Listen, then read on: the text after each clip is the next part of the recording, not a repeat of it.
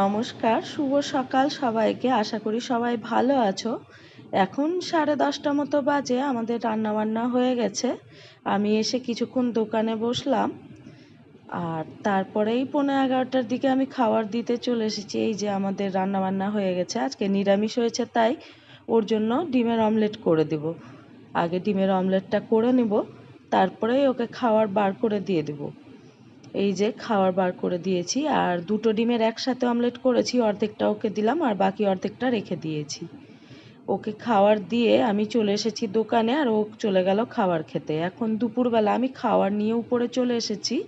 আজকে প্রচণ্ড রৌদ্র আর প্রচণ্ড গরমও সেই।